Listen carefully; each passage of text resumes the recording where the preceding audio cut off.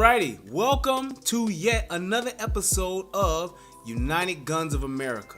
Today I'm going to be talking about none other than first-time gun owner selection.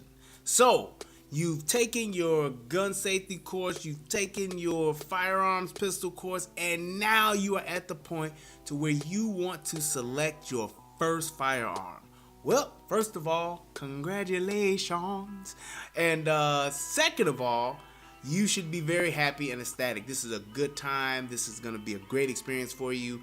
However, I just wanted to give my tips that I give to people when they ask me about first-time firearms and what that's like in selecting that first firearm, what it's about.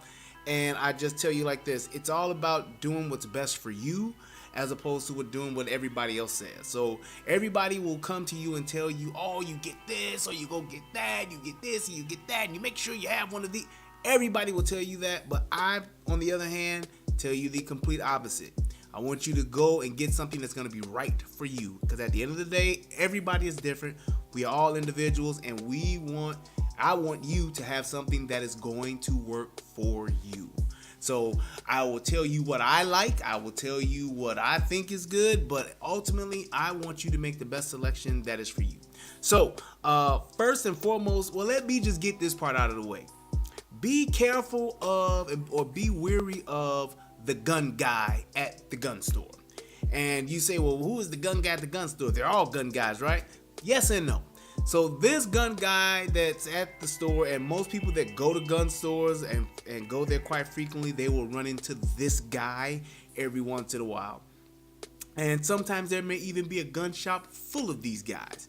But this gun guy is the one that you see that's behind the counter that, you know, has his open carry 45, 1911, and just swears by that gun, says this is the best gun ever made, and everybody who doesn't have one are just freaking losers and they don't know what the hell they're doing.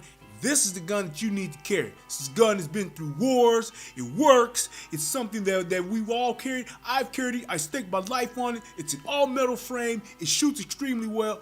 That's that guy. That guy that tells you that his brand that he carries, the model that he's carried, is the best model and there are no other ones. Yeah, you can go with these other ones if you want, but hey, that's your own personal choice. I'm just saying this gun right here is the gun. So when you have people that talk like that and they're talking about certain makers and certain calibers and things like that, I think that it does the person who's coming to buy a gun a huge disservice, because they make you feel like if you don't buy what they're telling you to buy, then you're basically setting yourself up for failure, and you or somebody whose life is going to depend on it, you're not going to be able to come through and save them because you're picking a piss poor gun and you're not getting what I'm telling you to get. You do them a disservice that way, because at the end of the day, you having a first-time user getting this particular gun or picking a gun because it's cheap, and that's what you think, well, you need to get something that's practical. You don't need to get one of these fancy guns. Those are just too much money. You get something that's economical and it's gonna work. You don't have to put that type of pressure on people, period, let alone a first-time gun owner. So that first-time gun owner, if you're seeing this and you're getting ready to go in there, don't go in and get overwhelmed by the gun guy.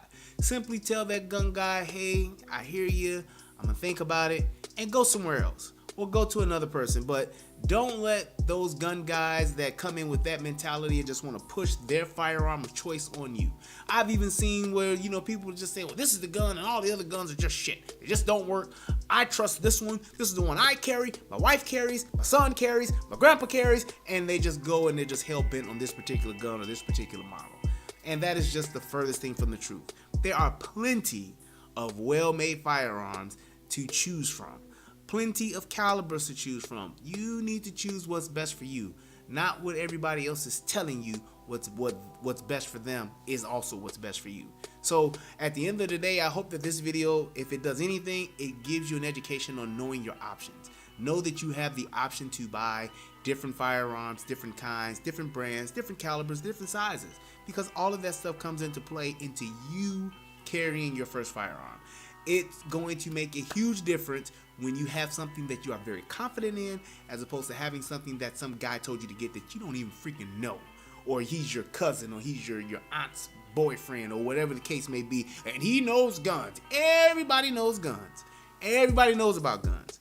But at the end of the day, you need to know what works best for you, because that's the most important thing. So, getting right into it, first we're going to talk about type.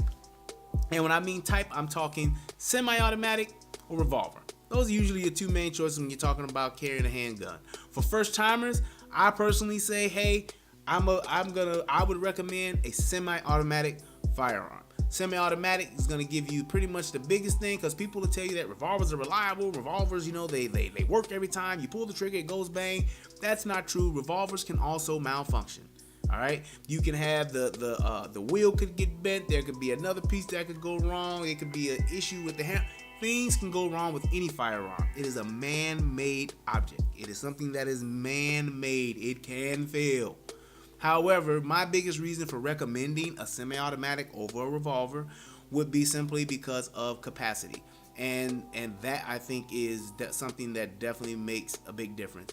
And also, you have things like just the size and the way you carry it. Yeah, they have some small, short barrel, snub nose revolvers. However, I think with those, sometimes you may have issues with just the kickback on those, because a shorter barrel gives you a little bit more snap.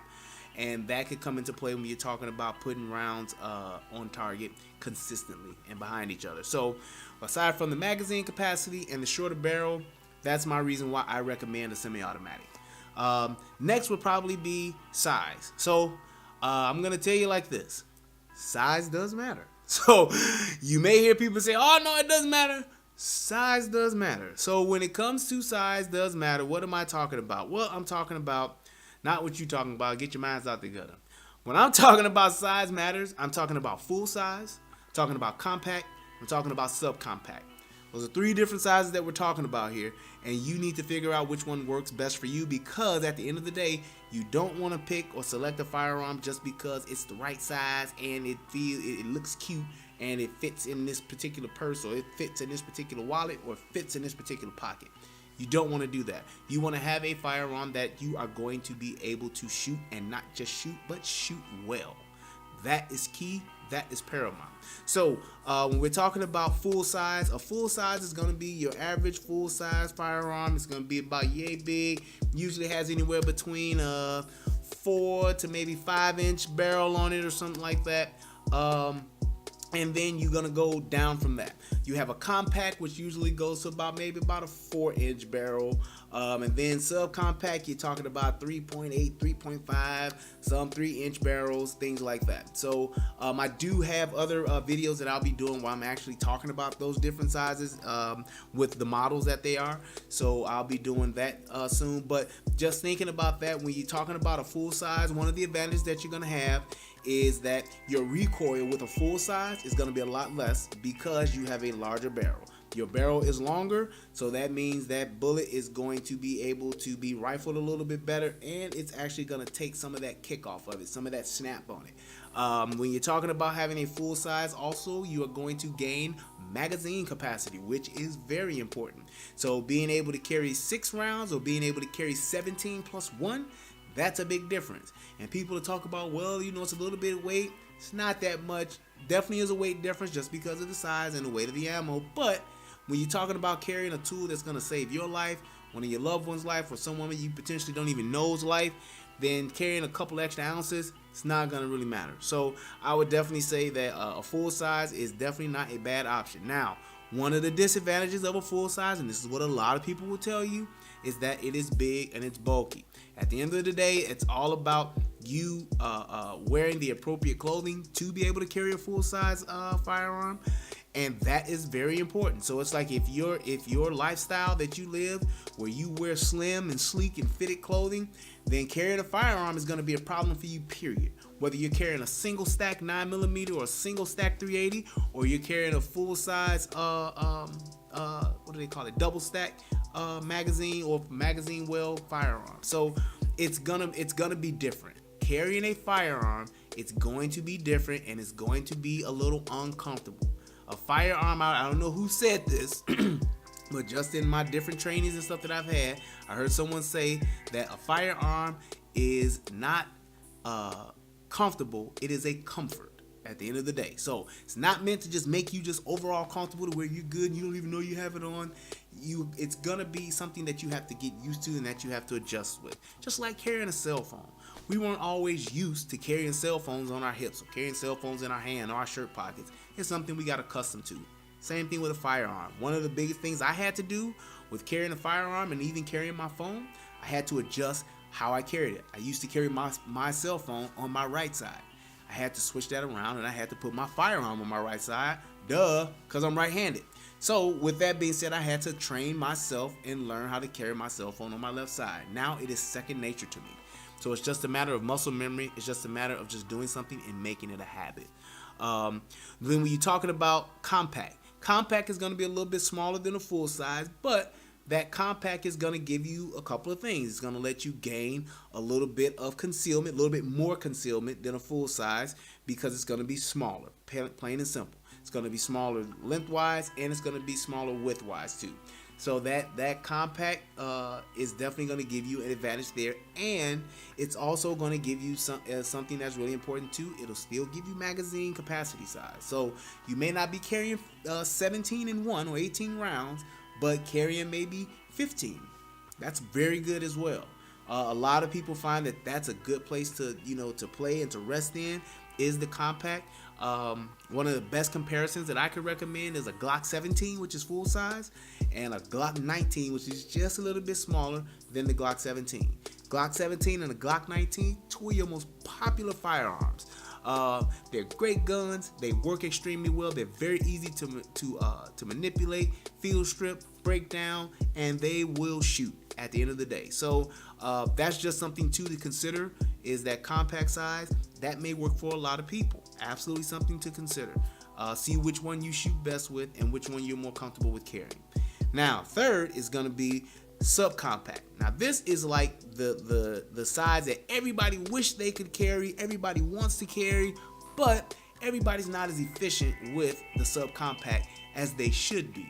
People think that just because you can go to the range, you can stand, shoot, bang, bang, bang, and put some rounds on target, that's great. But when you're in a situation where you're distressed, when you're in a situation where you may be running, where you may be able, having to struggle and fight, or whatever the case may be, and you pull this firearm, you want to be able to put rounds on your target center mass, and you want to be able to have enough. And with this subcompact category, that definitely can be compromised.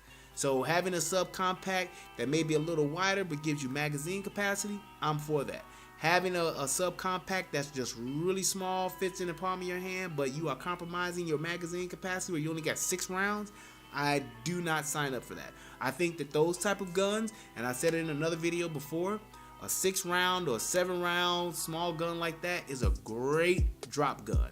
What's a drop gun? It's a gun to where if somebody gets the drop on you and take your main everyday carry firearm, you have this drop gun that may be placed on an ankle, may be placed in the small of your back, may be placed in an inside jacket pocket, may be placed in a purse, in the bottom of a purse, or in a special compartment on a purse. That's what a drop gun is for.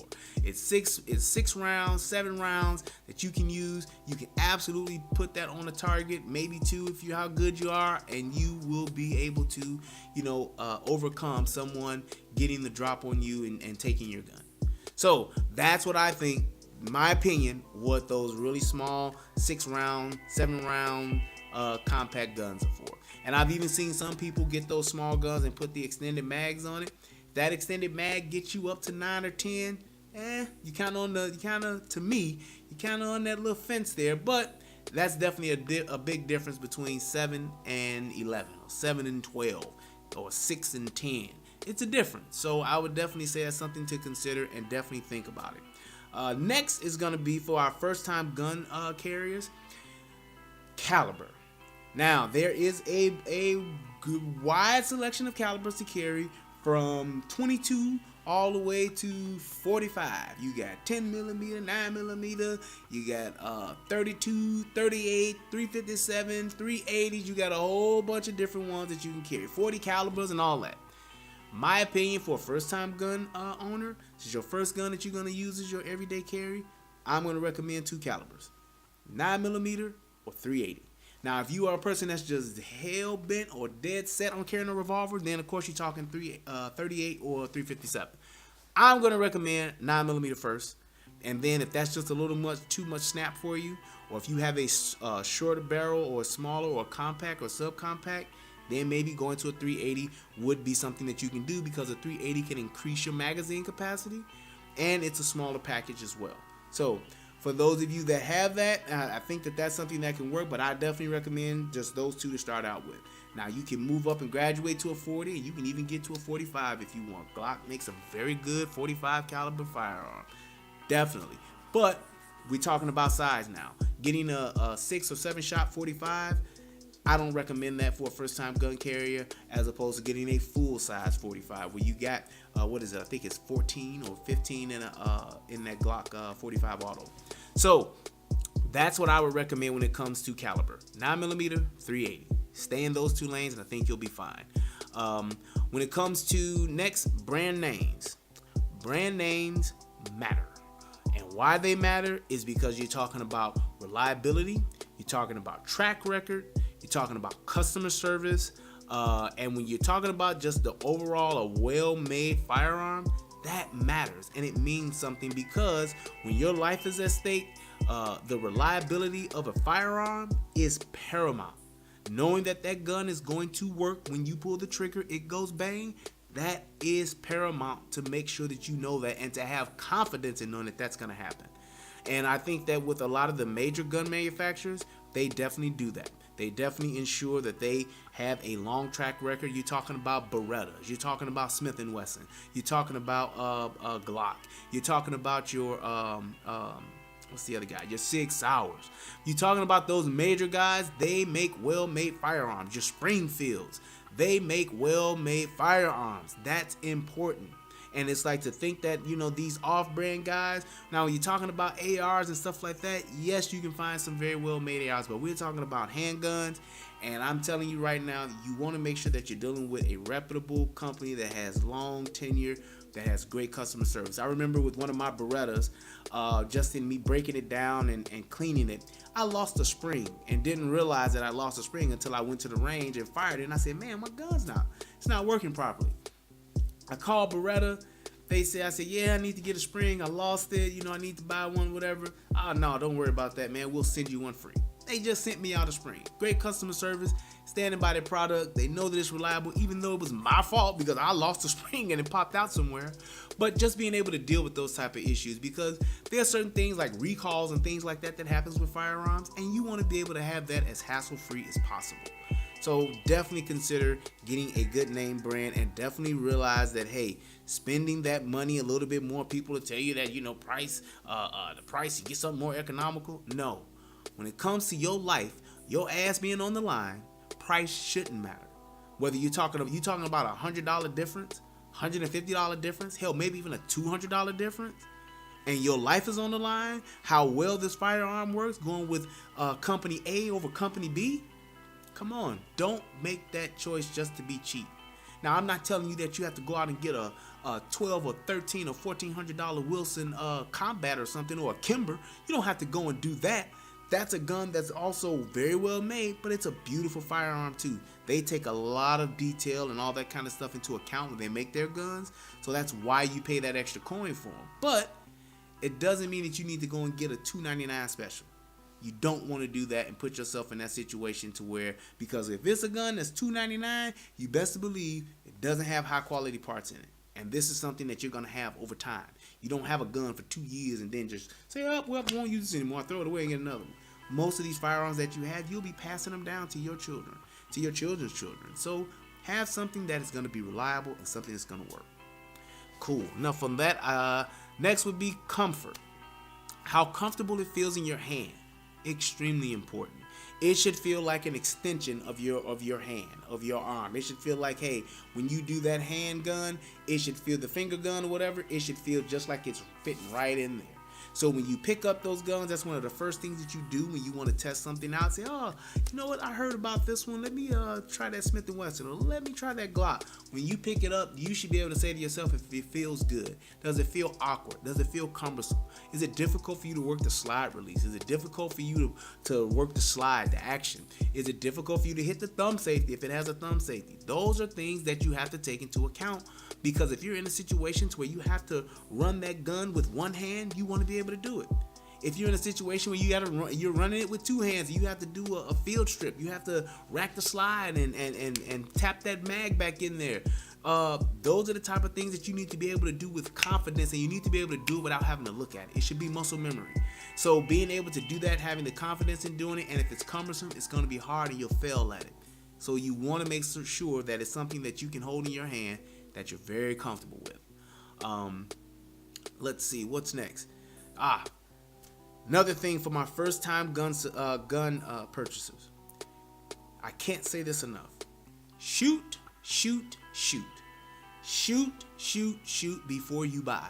Don't just go look at the gun, see it's nice, take the courtesy rounds they give you, or if they say, hey, you know, you shoot this box of 12 or 25 or whatever the case may be, and you go 50 rounds and you like it and it looks good and it feel good. No, you need to shoot that gun on several different occasions. I say at bare minimum, a gun that you purchase, you should have used the one that they have at the gun range, and you should have put at a minimum 75 to 100 rounds. Minimum. I would personally recommend 200 to 400. And we're talking about what? 5 or 6 boxes of ammo. What's 100 rounds or 50 rounds in each box, rather. So yeah, so you say at least 4 boxes of ammo. That's what I would recommend at bare minimum, that you put through a gun before you buy it, because that means you shot that gun, possibly have had a jam or something to work through, you're comfortable with that gun, and you are able to shoot that gun well on the range. That's a gun that you can say, okay, I'm pretty comfortable with this guy, and I'm ready to purchase it because I like it. Through this whole time I've shot it. I've shot it on 2 different occasions, put 100 rounds through it this day, put 100 rounds through it 2 weeks from now, and a month ago I did another 100 rounds. So I'm good with that. Perfect. Then move forward and make your purchase. The other thing too, I guess last but definitely not least, is to, once you purchase that gun, practice at the range. So go shoot regularly and dry fire at home. There's definitely a big advantage to being able to do that. Doing dry fires, doing going to the range and shooting your gun regularly, taking pistol range classes, going to different classes and learning how to shoot that gun is one thing. To have a gun, it's another thing to be proficient with it. Go and learn about your gun, learn how to use your gun, and be able to be so good with that gun and confident with that gun that, hey, if you ever do have to pull it, you won't have to second guess yourself, and you won't freeze. You'll go into action and you will use that firearm and go to work. That's what you want to be able to do, and that only happens by practicing. Yes, you can watch YouTube videos. Yes, you can watch all the movies. Nothing beats practice. Buy yourself some rounds, go out to the range, go take a class, and learn how to shoot better with your gun. Just because you can hit a target 7 yards out and hit the bullseye, that doesn't mean that you're an accomplished shooter. It doesn't. You need to be able to go and put multiple rounds down range. You need to do it on the regular so that you stay sharp. It is a skill. It is something that you have to continuously practice and hone. It's always working. You're always growing, getting better, and challenging yourself with your firearm. So I hope that this was helpful. If you got any questions or anything like that, email me at ugoa1791@gmail.com. That's ugoa1791@gmail.com.